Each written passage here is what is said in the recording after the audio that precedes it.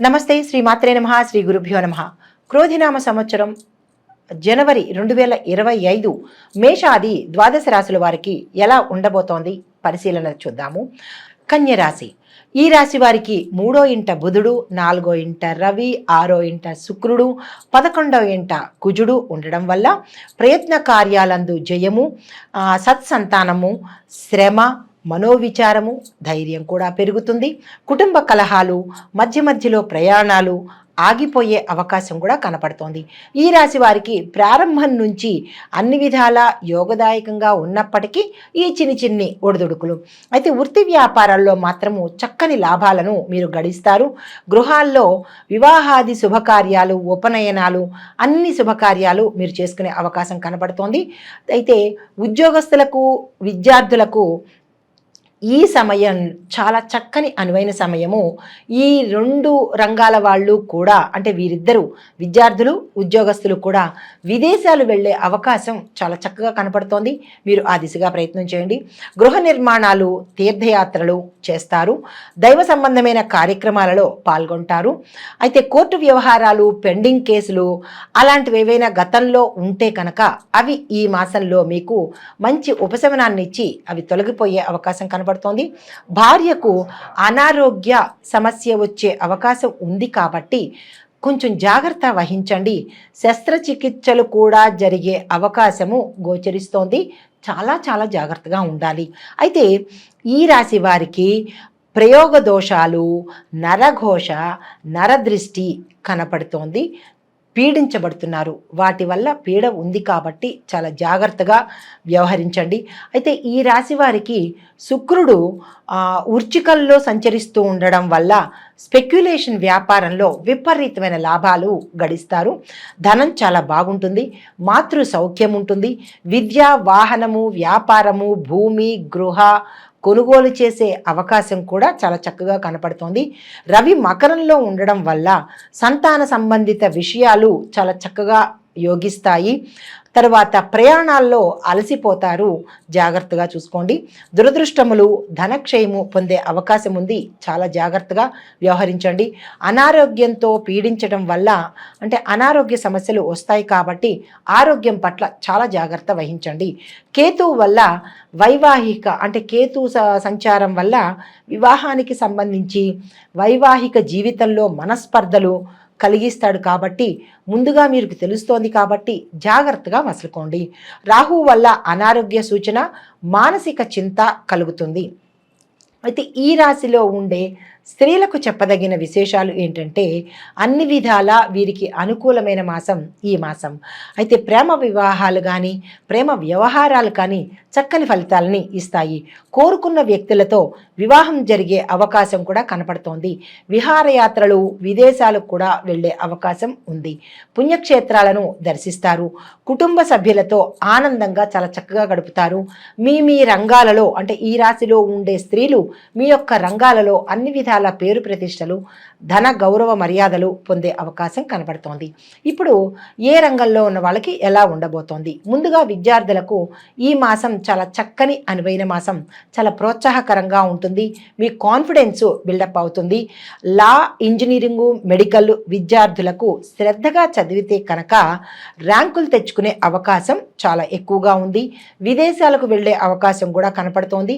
ఇతర వ్యాపకాలు మీరు తగ్గించుకొని చదువు మీద కనుక శ్రద్ధ చూపిస్తే మీరు అనుకున్న టార్గెట్స్ని రీచ్ అయ్యే అవకాశం చాలా బేషుగ్గా కనిపిస్తోంది.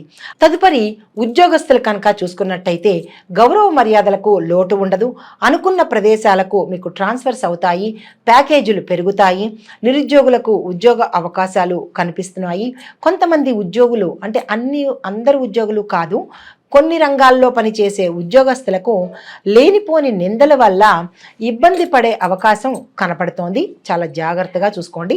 రావాల్సిన ప్రమోషన్స్ సకాలంలో రాక ఆగిపోయే పరిస్థితి కూడా కనపడుతోంది కాబట్టి మీరు టెన్షన్ పడకండి, వస్తాయి. తప్పకుండా వస్తాయి.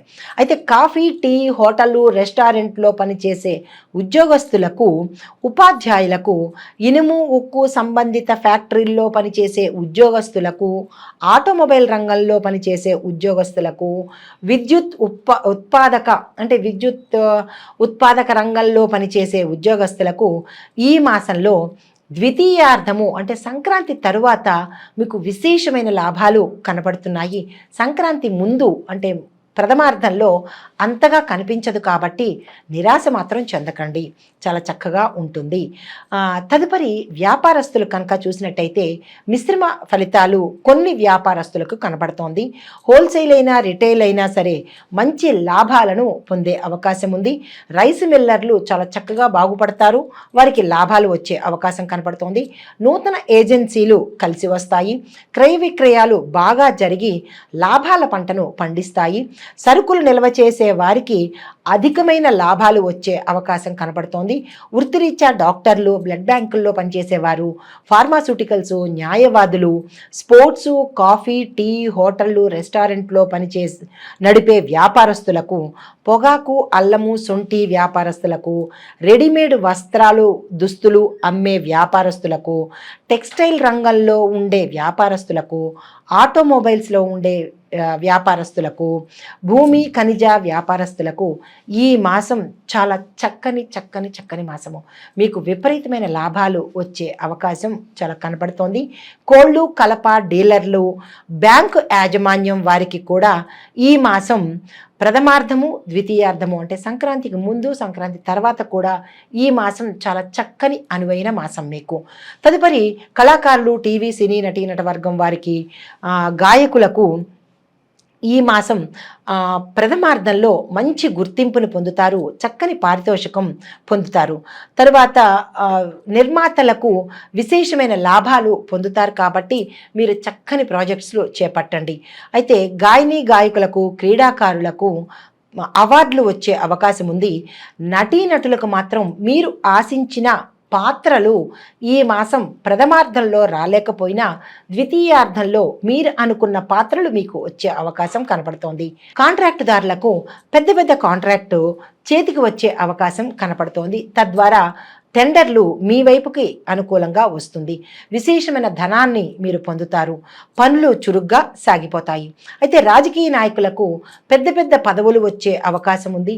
ప్రజలలో ఆదరాభిమానాలు, పలుకుబడి, గుర్తింపు ఏర్పడుతుంది. ప్రజల చేత సన్మానాలు కూడా మీరు పొందబోతున్నారు. కొన్ని పదవుల వాళ్లకు అంత అనుకూలమైన పరిస్థితి ఉండదు. ప్రజల విశ్వాసాన్ని పొందడానికి మీరు చాలా కష్టపడి రావాల్సి వస్తుంది. నమ్మిన వారే మిమ్మల్ని దగా చేసే పరిస్థితి కొన్ని పదవుల్లో ఉన్న వాళ్ళకి ఉండబోతోంది. చాలా జాగ్రత్తగా ఉండండి. అయితే ధనాన్ని ధారాళంగా ఖర్చు పెట్టే అవకాశం ఉంది కాబట్టి జాగ్రత్తగా వ్యవహరించండి. అయితే నక్షత్రాల వారీగా ఎలా ఉండబోతోంది? ఉత్తరా నక్షత్రం వారికి గ్రహశాంతి కోసము ఆదివారం రోజు కేజింపావు గోధుమలను దానంగా ఇచ్చినట్టయితే సానుకూలమైన ఫలితాలు మీరు పొందబోతారు. ప్రతిరోజు సూర్య నమస్కారాలు చేయండి, సూర్యుడికి అర్ఘ్యం ఇవ్వండి, సూర్య అష్టోత్తరాన్ని చదవవలసిందిగా ప్రత్యేకమైన సూచన.